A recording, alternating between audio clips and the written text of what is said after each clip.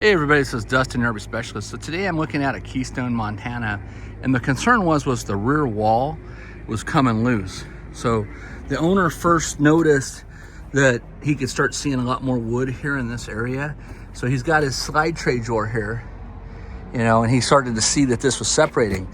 And then this is actually all, as you can see, wiggling and pulling loose, right? So as it's going down, and what we noticed was they welded it here, but as you go up higher, you can see where it's buckling in here. And then if you come over here to the other side, it's a lot more crushed buckling.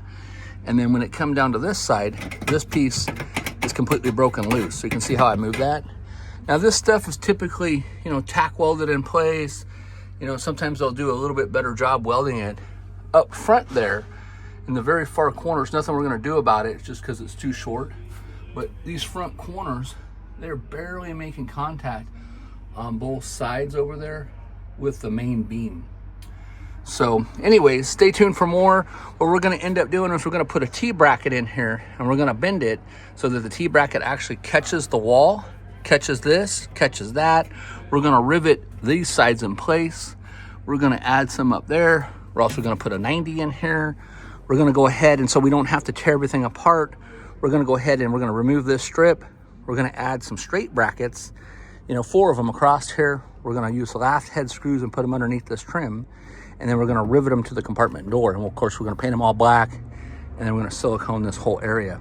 So that should help hold it up. It's just, you know, these things shake and move and flex and come apart. As we look into the back, there's minimal screws. So this whole back beam, there's one screw there. And as you can see, there's one screw there. As far as on the back, if I'm looking up underneath, you can see where that screw has already started to back out. And same thing with that one. So there's not a bunch. Even just me sitting in here moving the coach, you can see how that's just sitting there shaking as I'm just leaned on the back of it on the actual side tray. So stay tuned for more. We'll come back and take some more pictures or video when we're done. Terry's gathering his tools and stuff. And then he's also got a compartment door sill that's loose right here. So it's kind of all crusted up pretty bad, coming loose. I don't know if he can glue that back in place and kind of save it, or if he needs to end up getting a new seal. But stay tuned for more and we'll go from there. Thanks so much for watching.